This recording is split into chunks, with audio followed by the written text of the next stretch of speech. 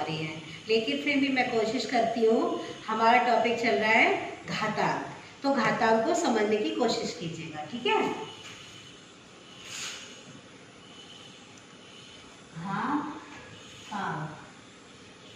घातांक किसे कहते हैं? बड़ी संख्या को सूक्ष्म रूप में यानी छोटा करके लिखने की प्रक्रिया को हम घातांक कह सकते हैं, या घात पावर के रूप में लिख सकते हैं। सपोज करो हमने एक संख्या ले ली है 64, ठीक। अब 64 के हम टुकड़े करेंगे यानी कि गुणनखंड करेंगे, तो इसको हम काटेंगे किसी संख्या से, काटेंगे ना। yes, तो 64 के हम गुणनखंड करते हैं, किस सबसे छोटी संख्या किससे काटना शुरू करेंगे? ये सम संख्या है इसलिए लास्ट में सम संख्या है इसलिए हम सम संख्या से काटना शुरू करेंगे। अब बात बताइए सबसे छोटी संख्या कौन सी है? दो, ठीक। अब हमने 2 से इसको काटा, 2 तिया 6। कितने बार पढ़ा है इसमें? पढ़ा 3 बार। तो 3 हमने यहाँ लिखा। अब इसमें पढ़िए 2 का पढ़ा 4, 2 दूनी 4, ठीक। फिर आप 2 से करिए, 2 एक 2, 1 इधर बचा, 2 इधर है, तो रह गया 12, 2 छक्के 12, आ गया। फिर 2 का पढ़िए पूरे में, 2 अट्ठे 16, फिर 2 का 2 चौक 8, फिर 2 दूनी 4, लास्ट तक जहाँ 1 आता है वहाँ तक हम करते रहते हैं। अब हमने 64 के जब हम गुणनखंड किए कितने आए हैं? 2 कितने बार आया है बताओ? 6। कितने बार आ रखा है? 6 बार। तो हम इसको 6 बार लिखेंगे। कितने लिखा है? 6 बार। 1 2 3 4 5 एंड 6, ठीक है। अब हमें इस गुणनखंड को यानी कि घातांक के रूप में लिखना है, तो हमारी किससे डिवाइड करा था हमने? गुणनखंड किससे शुरू किए थे? 2 से, ठीक है। तो 2 की घात हमारी कितनी बनी? कितने बार लिखा है आया है ये गुणनखंड? 7 कहाँ आया है? 6। तो कितने बार आया? 6 बार। तो ये हमने शॉर्ट रूप में लिख दिया। अगर हम इसका गुणा करें 2 का 6 बार है, तभी में तो हमारा आंसर क्या होगा? 64 आएगा, ठीक। और 64 को हमने शॉर्ट रूप में लिख दिया है 2 की घात 6। ये जो ऊपर टॉप पे लिखा लगा होता है इसको हम क्या बोलते हैं? घात। क्या बोलते हैं इसको?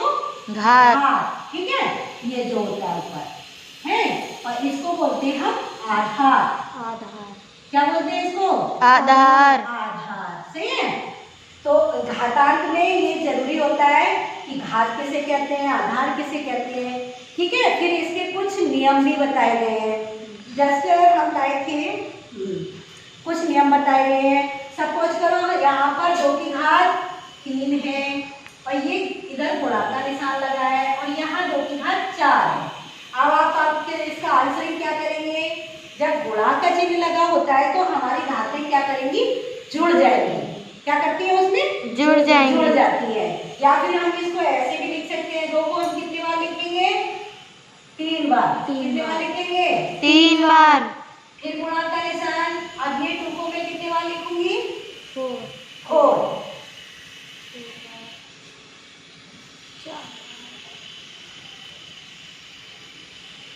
1 2 3 और ये हो गया 4, ठीक।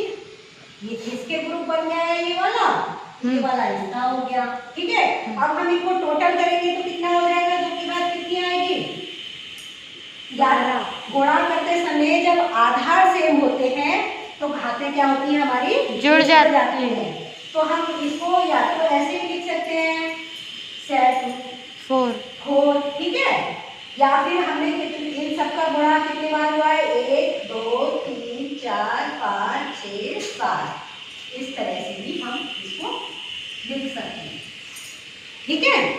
तो ये हमारे नियम होते हैं कि जब हमारे आधार सेम होंगे और गुणा करने का कंडीशन होगी तो घातें हमारी जुड़ जाएंगी, ठीक है। और जब हमारे यहाँ पर ऐसा होता है कि यहाँ पे निशान हमारा वो उसका भाग का, जैसे यहाँ पर है 7, ये भाग हो गया हमारा, भाग का निशान आया, यहाँ पे इसकी घात 3 है। तो जब भाग का निशान आता है तो घातें हमारी घट जाती है। क्या होती है? घट जाती है। इसमें हम क्या करते हैं, 2 को हम कितने बार लिखेंगे?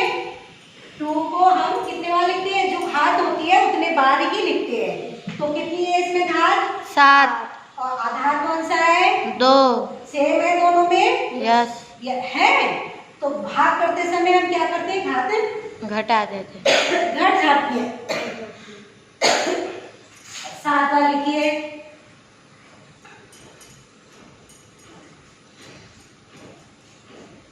1 2 3 4 5 6 एंड 7। और जब भाग की संख्या दी होती है, भाग का निशान दे रखा होता है, तो उसे हम बटे के रूप में भी लिख सकते हैं।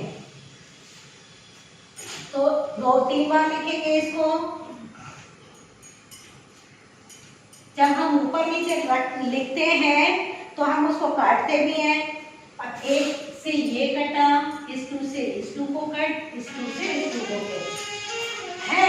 या तो हम 7 माइनस 3 कर लें तो कितना आ रखा है मेरा? कितना आएगा आंसर? 2 की 4। कितना आएगा? 4। 4 घात आएगी, 2 की घात 4। या फिर आप ऐसे जोड़ लोगे 1 2 3 4, 4 ही आया है ना? समझ में आ गया? तो घातें घट जाती हैं भाग के निशान में। इस तरह से आप कुछ सवाल कर सकते हैं। मैं आपको कुछ सवाल देती हूँ।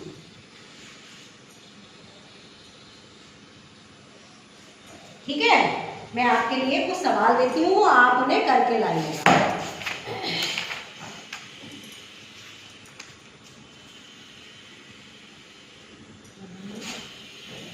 3 की घात 4 गुणा 3 की घात 5।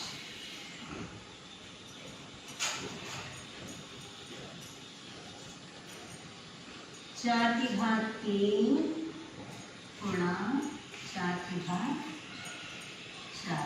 ठीक है, इनका आंसर करिएगा। और भाग वाले में आप करेंगे